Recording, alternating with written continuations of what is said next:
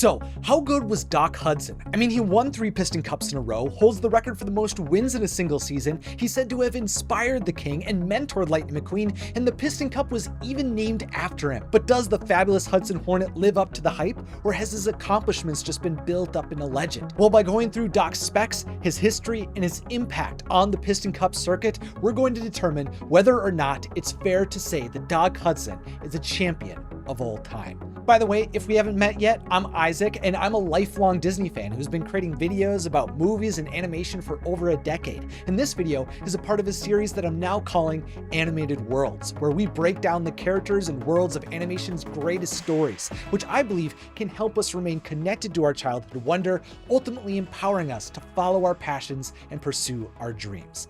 Now, when Doc Hudson entered the racing scene in 1951 as a 1951 Hudson Hornet, he actually resembled Lightning McQueen much more than you may have ever realized. You see, according to The Art of Cars 3, the Fabulous Hudson Hornet was described as a crafty, young, cocky rookie. And the truth is that he had some incredible specifications for this era that backed up his bold confidence and competitiveness. You see, while the veterans of the early stock car racing scene were notable competitors, they just did not possess anywhere near the amount of horsepower that Doc Hudson brought with him when he first joined the circuit. While River Scott had 95 horsepower, Junior Midnight Moon had 100 horsepower, and Luis Barnstormer Nash had 125 horsepower, Doc came onto the scene with 175 horsepower. And all of that raw power came from what was under his hood. You see, as a Hudson Hornet, Doc possessed a straight 6 flathead engine, but on top of that, he was also carrying twin H power. That twin H power actually referred to the dual carburetor he had within him that allowed him to mix air and fuel more efficiently than the vehicles around him. This gave him the ability to accelerate quicker and go faster. And in real life, this allowed the Hudson Hornet to go over 100 miles per hour. River Scott even admitted that Hud was the fastest racer east of the Mississippi. And the truth is that Doc was designed from the ground up to take full advantage of this speed. You see,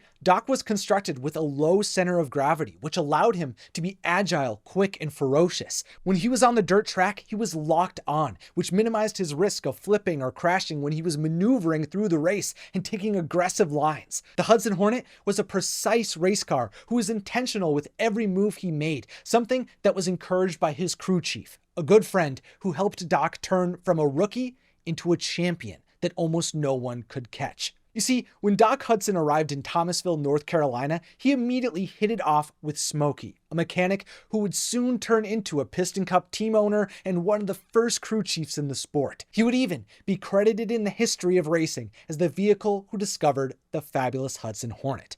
With Doc and Smokey's friendship growing, Smokey took charge over managing the development of Hud as a racer as his rookie season was developing. In Thomasville, Doc was transformed into a fierce competitor in the fields and the hills as he was taught to build up his reflexes, rely on his instincts, and keep his wits about him to find opportunities in every race. And soon enough, through Smokey's guidance, strategies, and training, the self-proclaimed Fabulous Hudson Hornet was refined into a race car deserving of the title as he began to take down the best racers of the day. The scrappy and humble River Scott was surpassed by Hud. Louise Nash, known as the First Lady of Racing, won 3 races in a row against Doc in his first year, but she couldn't hold him off for long. And even a backwoods champion like Junior wasn't able to keep the Fabulous Hudson Hornet from 13 wins and his first Piston Cup in 1951.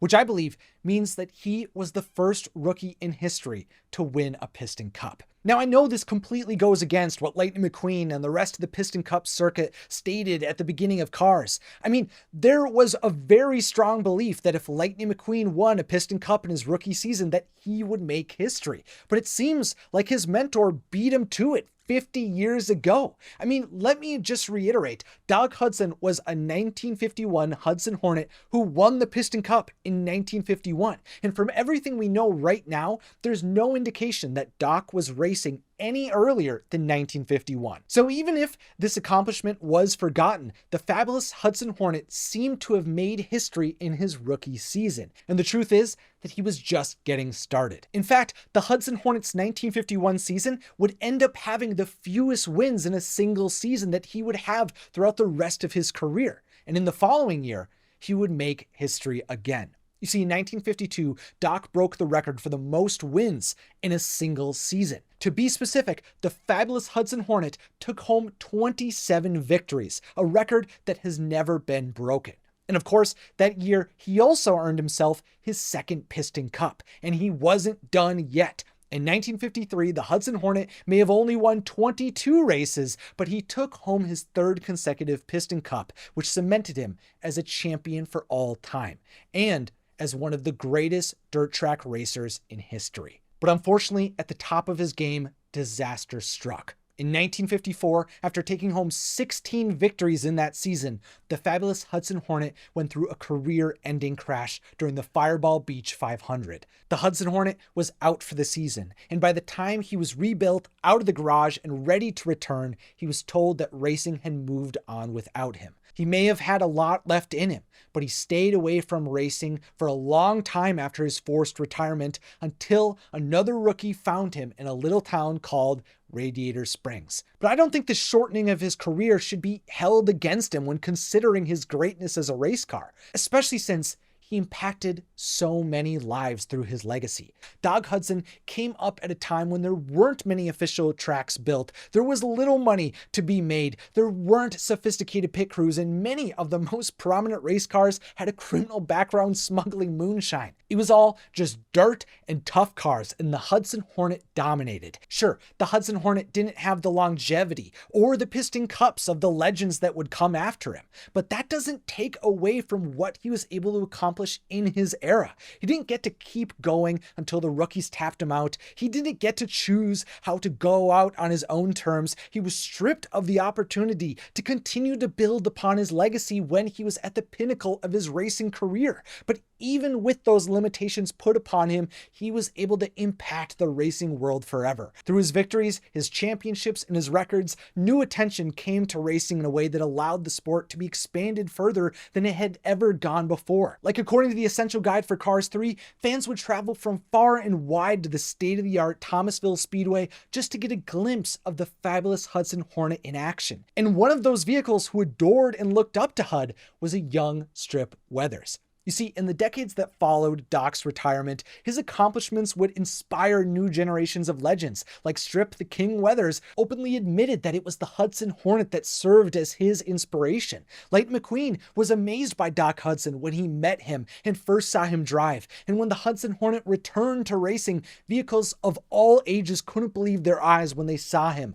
A hero of the sport had come home. And the truth is that some of Doc's greatest and most fulfilling work actually happened in his final years when he served as a crew chief and mentor for Lightning McQueen. While this era of Doc's life was unfortunately cut short, just like his racing career, there is no doubt that the lessons he passed on to Lightning transformed him into the racer he is remembered as today. Lightning McQueen only became a 7-time Piston Cup champion because of Doc Hudson, which to me shows that there should be no doubt in anyone's mind that the Hudson Hornet had the pure soul of a race car.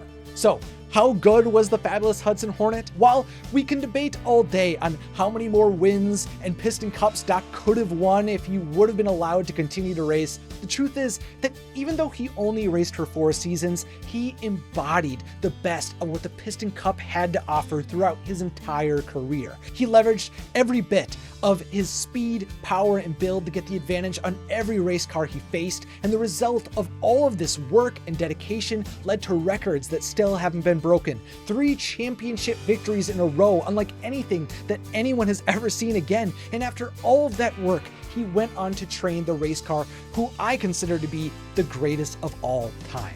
The Hudson Hornet is a champion of all time and a true legend who will never be forgotten. Consider following for more cars videos like this one. And finally, I'm Isaac Carlson. Thanks for watching and have a magical day.